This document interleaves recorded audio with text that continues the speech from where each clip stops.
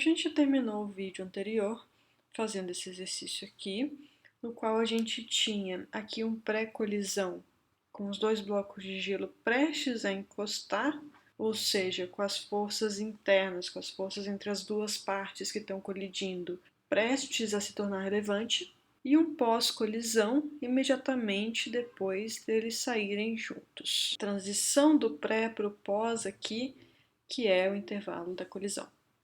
E ao tratar as forças internas muito mais relevantes do que as externas nesse processo, entre o pré e o pós, a gente ignorou o impulso resultante externo, colocou ele aproximadamente como zero, de tal modo que a gente pôde aplicar a conservação do momento linear total do sistema para fazer as devidas inferências do exercício.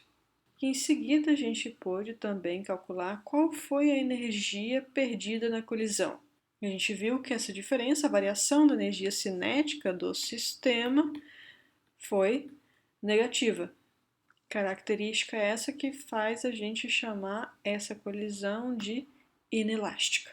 Uma colisão inelástica é uma colisão durante a qual a energia cinética do sistema diminuiu, ou seja, a variação da energia cinética durante a colisão, que é a diferença entre a energia cinética pós e pré-colisão, é negativa. Isso acontece porque as forças internas ali, que estão sendo responsáveis pelo processo de colisão, dissipam energia mecânica. Mas essa colisão aqui, ela tem algo também de específico, que é os dois saírem juntos, as duas partes do sistema que estavam separadas saírem juntas depois da colisão. A esse caso particular de colisão inelástica, a gente dá o nome de colisão completamente inelástica. A gente pode ver que tem não só a condição de energia cinética diminuindo, como a condição de que as velocidades das duas partes, vetorzinho, são iguais, ou seja, os objetos saem juntos depois da colisão. Mas uma colisão ser inelástica não significa que ela vá ser completamente inelástica. Afinal de contas, uma colisão pode dissipar energia sem os objetos saírem juntos. Um exemplo é sinuca. Como é que eu sei que uma colisão de sinuca é inelástica? De onde vem esse som? No que as bolas de sinuca batem umas nas outras, nessa batida, as moléculas de ar dão uma chacoalhada ali perto. Essas moléculas de ar que foram chacoalhadas, chacoalham as vizinhas, que chacoalham as vizinhas, que chacoalham as vizinhas. Essa sacudida se propagando nada mais é do que o som que a gente escuta. Então, se faz barulho, é porque teve uma parte da energia que estava como cinética ali das bolas de sinuca, se movendo como um todo, que foi transferida para as moléculas do ar. Agora, uma colisão necessariamente dissipa energia? Se a gente pensar aqui numa colisão entre dois objetos, cada qual preso aqui na extremidade a uma mola ou algum objeto que tem um comportamento elástico, de tal modo que, quando eles dois interagem, essa interação se dá por uma força elástica conservativa, de tal modo que a energia cinética dos dois, do conjunto, do sistema todo, à medida que as molas ou os elásticos são deformados, se transforma em energia potencial. Eles se empurram, deformam os elásticos ou as molas e depois volta. E a energia mecânica, que tinha se transformado de cinética para potencial, volta a ser toda cinética se não tiver dissipações com atrito. Ou então, se isso acontecer num intervalo de tempo tão pequeno, que o deslocamento foi tão pequeno, esse é um exemplo. No geral, se as forças internas que estão sendo responsáveis ali pela diferença entre o pré e o pós-colisão forem conservativas, a gente tem energia mecânica conservada. E se a gente comparar o pré e o pós-colisão, energia cinética pré-colisão vai ser igual a energia cinética pós-colisão. Outro exemplo é esse daqui. Isso daqui é tirado do site da própria NASA. Se a gente pegar entre 3 da tarde e 3 da manhã seguinte, até aqui o asteroide estava seguindo a vida dele. Daí ele fez essa curva Teve uma mudança no momento linear, que tinha um momento linear pré-colisão, e aqui o momento linear pós-colisão, e depois o asteroide seguiu a vida dele. Entre o pré e o pós-colisão, o que aconteceu? A interação entre o asteroide e a Terra foi muito mais relevante do que as forças externas a esse sistema, de tal modo que, em boa aproximação, o momento linear total do sistema foi conservado, ou seja, o momento linear do asteroide somado ao momento linear da Terra é constante. Quando a gente tem uma soma constante, a gente tem essa ideia de o que mudou aqui, no momento linear do asteroide, veio de onde? Veio daqui do momento linear da Terra. Então, muito embora a gente esteja seguro, esse asteroide não bateu na Terra, sim, foi uma colisão, porque foi um processo ali no intervalo bem definido, durante o qual houve troca de momento linear entre duas partes do sistema. Sendo claro que isso daqui foi uma colisão, bom, que tipo de colisão foi essa? O que aconteceu com a energia mecânica aqui? A interação entre os dois é uma interação gravitacional, que é uma força conservativa, então a gente espera que seja uma colisão elástica. Agora, uma colisão pode criar energia? Bom, imagine uma explosão, seja lá do que for. A gente tem um sistema que está ali inteirinho, e por um processo que está além do escopo de física 1, podem ser processos físicos que vão além do escopo puramente da mecânica, ou processos químicos que, de uma forma ou outra, fazem com que o sistema que começou assim termine assim, com os pedaços voando para tudo quanto é lado. Isso é a cara do que acontece numa explosão, certo? É isso que acontece no exercício que a gente vai fazer já já. Mas como assim uma explosão é uma colisão? Bom, no que diz respeito à mecânica, a gente tinha partes do sistema que estavam ali se movendo juntas e depois se espalharam. Se isso acontece de tal modo que a energia cinética de todo mundo junto é maior pós-colisão, ou seja, se a energia cinética do sistema aumenta durante a colisão, a gente chama essa colisão de superelástica. Seja lá o que tenha acontecido para liberar essa energia se transformou em energia cinética das partes do sistema. No que diz respeito à mecânica, a energia cinética aumentou. Esses nomes todos são úteis para a gente se comunicar. Eles estão presentes em exercícios e estão presentes quando muitas vezes a gente fala de colisões. Os nomes são mais ou menos intuitivos. Uma colisão elástica não muda a energia, a superelástica aumenta a energia e a inelástica diminui. A completamente elástica, além de diminuir a energia, a galera sai junta. O que é comum a todos esses casos? Conservação do momento linear, pelo menos em boa aproximação. Impulso resultante externo muito menor do que momento linear total pré ou pós-colisão, de tal modo que a diferença entre os dois é praticamente zero. Vamos brincar então com uma colisão superelástica. A gente tem um projétil de massa m que explode em 3 fragmentos, no instante em que a sua velocidade é v. Então, no instante que ele explode, ele não está em repouso mais de jeito nenhum. Tem um momento linear total, pré-colisão,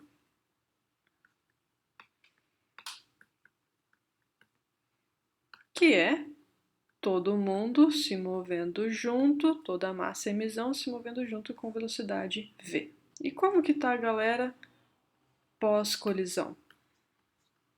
A gente tem um pedaço, 2,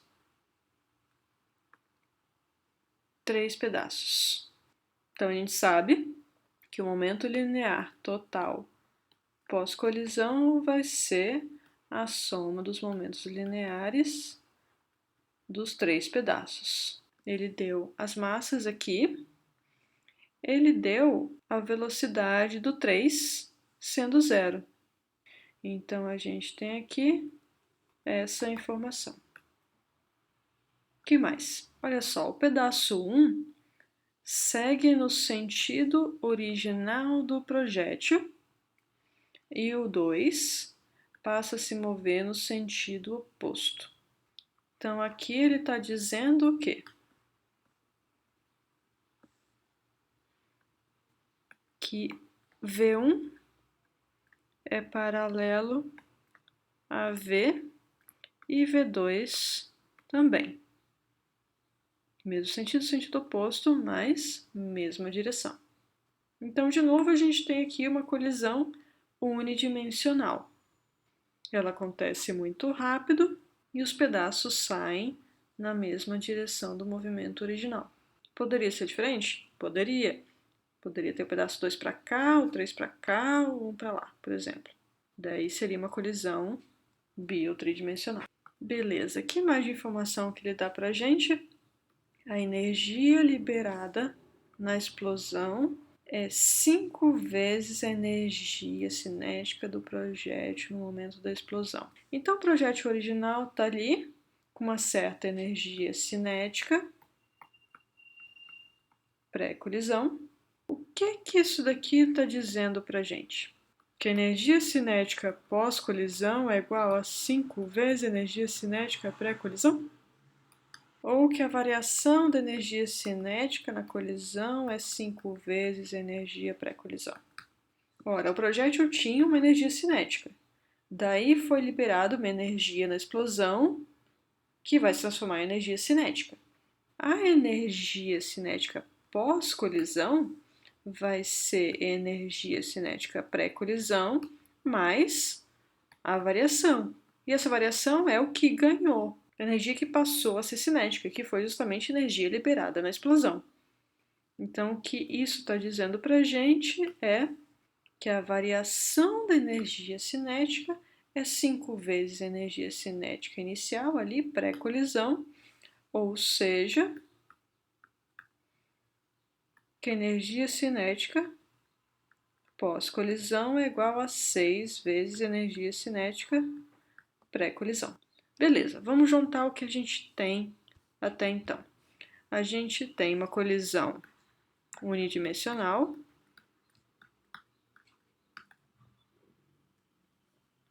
então a gente pode escrever em termos de uma componente, que vai ser na direção aqui da velocidade. Então a gente tem momento linear total pré-colisão é igual ao momento linear total pós-colisão. Ou seja, a massa toda se movendo ali com velocidade v, m1 é m sobre 2, vezes v1, mais a massa 2 é m sobre 6, v2, e o terceiro pedaço de massa m sobre 3 tem velocidade 0. A massa fica em evidência. A gente tem V igual a V1 sobre 2 mais V2 sobre 6. Portanto, a gente tem essa equação 6V é igual a 3V1 mais V2. Relacionando aqui a velocidade original com as velocidades dos dois pedaços. Se a gente quer escrever V1 e V2 em termos de V, a gente precisa de mais uma equação para resolver essas duas incógnitas.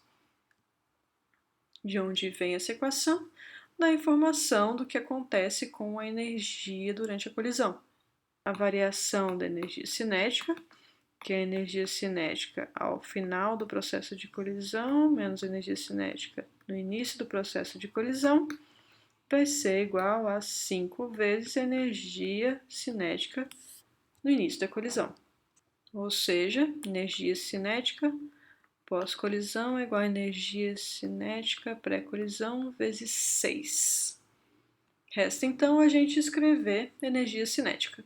No pré-colisão, vai ser energia cinética de toda a pedação com massa m velocidade v. Então a gente tem 6 vezes a massa toda velocidade quadrada sobre 2. Isso daqui, essa energia agora vai estar distribuída nos pedaços. Então a gente tem o pedaço 1 de massa m sobre 2 com velocidade v1 ao quadrado sobre 2 mais pedaço 2 de massa m sobre 6 com velocidade v2 e o pedaço 3, certo? 0 ao quadrado é 0. A gente pode pôr em evidência m sobre 2 aqui para dar mais detalhe. Daí a gente tem V1 ao quadrado sobre 2 mais V2 ao quadrado sobre 6 mais 0. Portanto, a gente tem 6V ao quadrado é igual a V1 ao quadrado sobre 2 mais V2 ao quadrado sobre 6. Então, multiplicando por 6 dos dois lados, a gente tem 36V ao quadrado.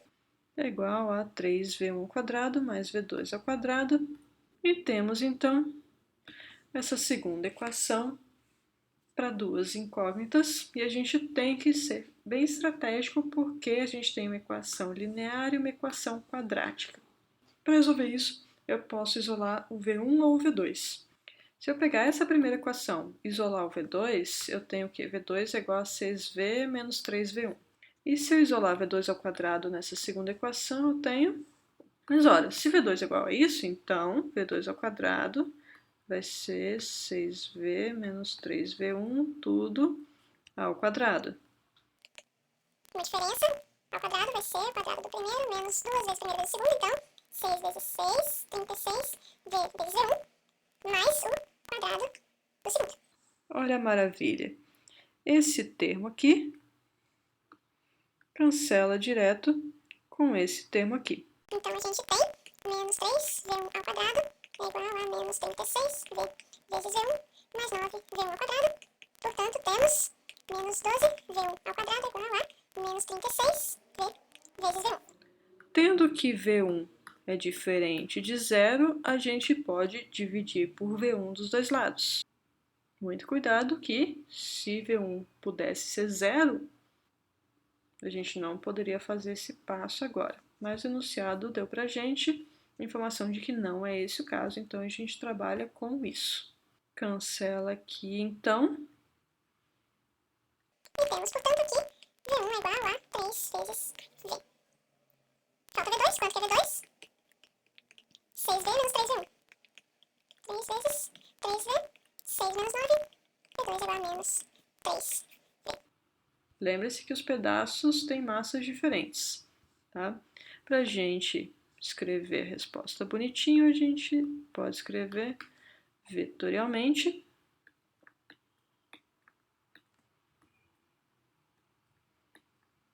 A gente tem as velocidades no mesmo sentido e no sentido oposto, respectivamente.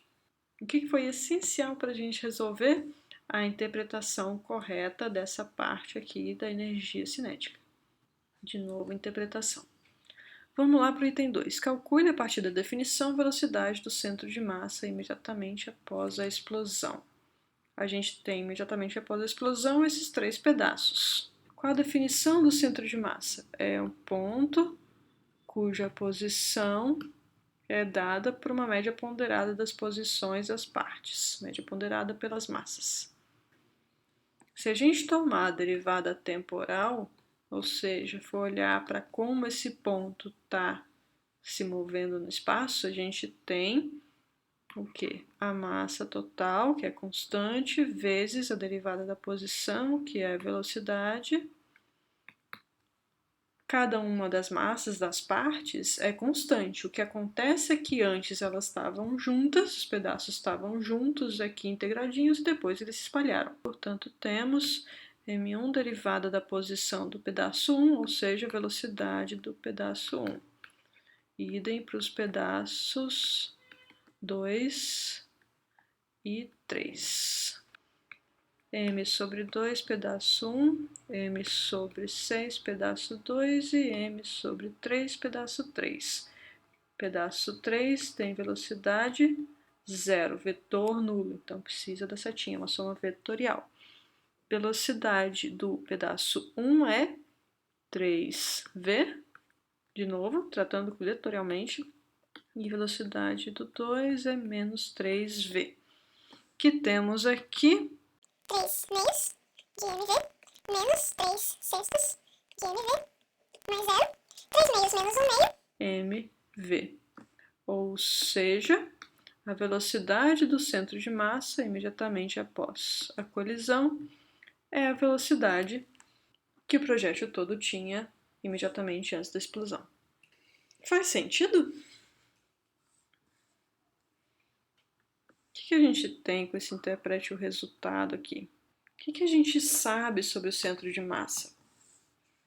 A gente sabe que o centro de massa é um ponto ali que se move como se toda a massa tivesse concentrada ali naquele ponto e tendo o momento linear total do sistema, sendo, portanto, também o ponto cuja aceleração vai ser como se toda a massa tivesse ali localizada naquele ponto, sujeita à força resultante externa ao sistema. Qual desses dois aqui a gente considerou na colisão?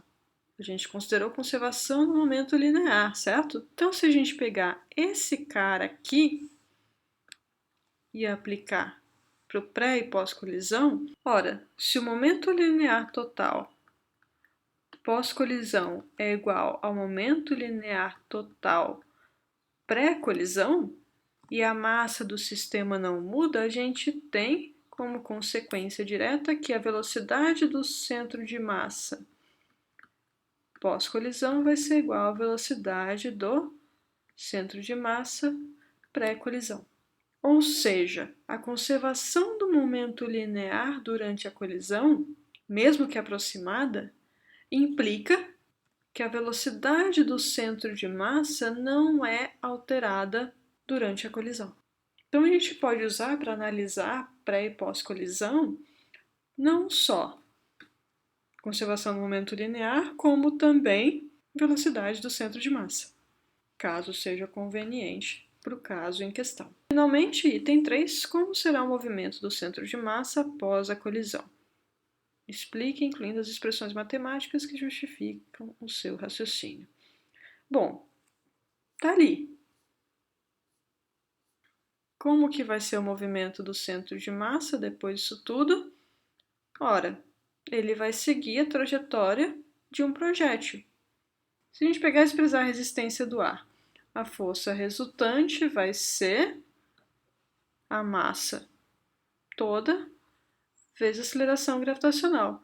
Então, a aceleração do centro de massa vai ser g, com a condição inicial do movimento de como o projétil estava antes. Então, o centro de massa vai fazer exatamente a trajetória que o projétil ia fazer se não explodisse, por causa desse resultado aqui que a gente viu no vídeo sobre centro de massa.